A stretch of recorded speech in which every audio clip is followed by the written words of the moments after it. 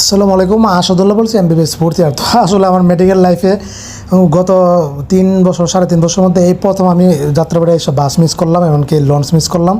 তো আসলে বাস মূলত 9টার পরে বন্ধ হয়ে যায়, নড়িয়া শরীদপুরের বাস। তো লঞ্চ হচ্ছে 11টা পর্যন্ত ছিল কি। তো ভাবলাম যাত্রাবাড়ি থেকে লঞ্চে গেলে আপনার সদরঘাট যেতে আধা ঘন্টা উপরে লাগে। তো আমি এসেছিলাম আপনার 10টা 10:30 বাজে। তো আধা ঘন্টা এমনকি 30-20 মিনিট সময় ছিল। তো ভাবলাম লঞ্চ যেহেতু যায় পাবো না, তো আজারা যায় লাভ নেই, হচ্ছে বলে আমি এখানে একটা আবাসিক হোটেলে উঠে গেছি।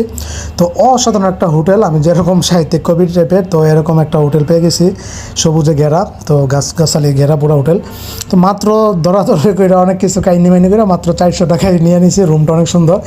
আর অবসর যেহেতু আমার অপরিচিতা কাব্য পাণ্ডুলিপিগুলি দেখতেছি, পড়তেছি।